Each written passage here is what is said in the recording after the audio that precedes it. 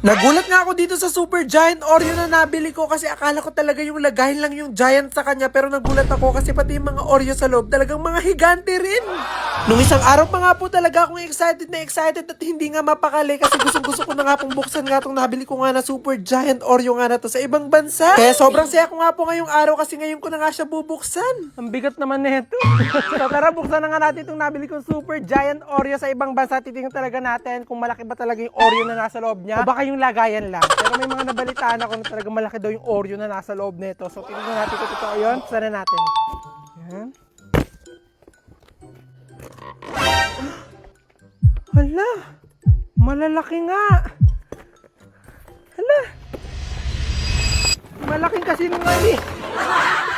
At yun nga po talaga yung laman nga ng Super Giant Oreo nga na to, talaga yung lagahin niya nga lang yung malaki, kaya medyo na-disappoint nga po ako, pero hindi ako papaya. Gusto ko nga po kasi talaga makakita at makakain nga ng napakalaking Oreo, kaya naisipan ko na gagawa na nga lang tayo. At sakto-sakto nga po kasi dumating na nga yung mga silicone molder nga natin dito para makagawa ng mga higanting Oreo. At kung saan-saan pa nga po talaga ako napadpad na mga online shop para makaharap at makakita nga nitong mga silicone molder nga na to na Oreo. At dahil medyo na-disappoint nga po ako dun sa nabili nating Super Giant Oreo nga na yun, nalagahin lang pala yung higante, kaya tayo na lang nga lang yung gagawa. Kaya pagkatapos ko nga pong mahugasan nga ng matindi itong mga silicone molder nga natin, dali-dali ko na nga pong kinuha itong mga ingredients natin para makagawa ng higanting Oreo. At ito nga po talagang recipe na gagawin nga natin ay talagang kalasang-kalasan niya nga daw talaga yung Oreo, kaya excited na nga ako. Pinagsama ko nga lang po sa mixer nga yung butter, white sugar at brown sugar, tsaka ko nga po sila mini. Medyo kinakabahan pa nga po ako dito kasi baka pumalpak nga yung gagawin nga nating higanting Oreo, pero buti na nga lang talaga tinimbang nga namin ng maayos yung mga ingredients. Ito nga po kasi talaga yung mahirap nga sa pagbe-bake, talagang hindi siya katulad ng mga pagluluto ng pagkain na pwedeng tansya-tansya lang. Dito sa baking talagang dapat eksakto yung ilalagay mong ingredients. Kaya yung mga nilalagay ko nga po dito talagang tinimbang namin yan ng maayos, walang labis, walang kulang, para talaga ma-perfect natin yung gagawin nating higanting Oreo. At maya-maya nga lang din po pinagsama ko na po dito sa isang bowl ngayong ating flour, cocoa powder, pati itong ating baking powder para may ilagay na natin dito sa ating mixer. Kapag nga po talaga nagbe-bake ako, talaga sobra akong enjoy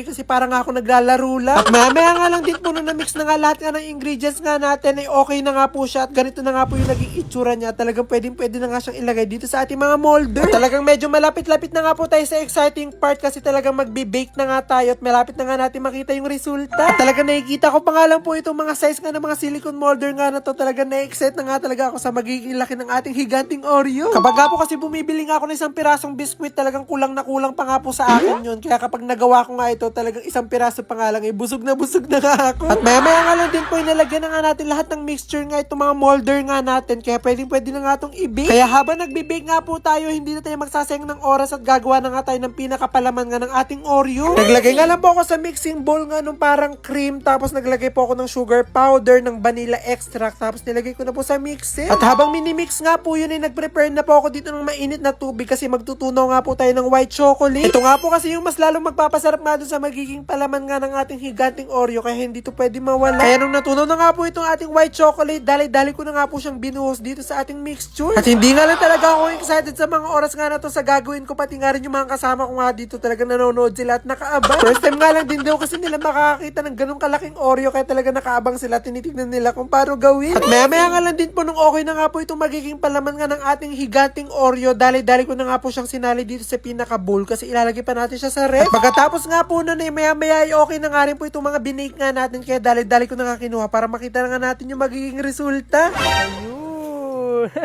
At grabe nga po talaga yung tuwa ko habang inaalis ko nga itong mga silicone molder nga natin kasi talaga mukha-mukha na nga silang mga higanting Oreo. At dahil 5 nga po yung gagawin nga natin mga higanting Oreo, kaya talagang 2 beses nga kami nag-bake kasi 5 nga lang yung mga silicone molder ko. Kaya nung okay na nga po yung pangalawa nga nating binake, pinag-aalis ko na nga rin po silang lahat sa kanilang molder. At maya nga lang din po, nandito na tayo sa exciting part kasi dito nyo na nga po makikita itong mga higanting nating mga Oreo. At talagang grabe nga talaga yung pagkamangha at tuwa ko dito sa nagawa nga nating palaman nga na magiging Oreo nga natin kasi talagang katulad siya dun sa tunay na Oreo. Yung texture niya, pati yung amoy, talagang katulad dun sa original. At medyo nahihirapan nga po akong i-shape nga ng bilog nga itong pinakapalaman nga ng ating giant Oreo, kaya dito nga po siya shinape sa ating silicone molder. At grabe na nga po talaga yung tuwa ko sa mga oras nga na to kasi finally nakagawa na nga tayo ng higanting Oreo. At talagang tuwang-tuwa at mga ako sa kinalabasan niya kasi first time ko nga lang makakita ng ganito kalaking Oreo. Ito nga po kasi yung ini-imagine kong laki nga ng Oreo na nasa loob nga nung nabili nating Super Giant Oreo na yun sa ibang bansa. bansa pero lagayin lang pala yung malaki. At kahit na perfect na nga po natin yung paggawa nitong higanting Oreo, kinakabahan pa nga rin ako sa lasa kasi hindi ko pa nga siya natitikman. Kapag nga po talaga masarap nga to, talagang gagawa ko ng sobrang daming ganito tapos ipamimigay natin. At dahil okay na nga tong giant Oreo nga natin, kaya hindi na nga ako nagpatumpik-tumpik pat, agad-agad na nga natin tong titikman. Gusto ko man po siyang kagatin nga na isang kagatan, kaso hindi ko nga talaga kaya dahil nga sobrang laki niya, kaya talagang hinati ko siya sa gitna. Nagdadalawang isip pa nga ako kanina nga nahatiin nga to kasi talagang nasasayangan nga ako sa itsura niya at ayoko nga na masira.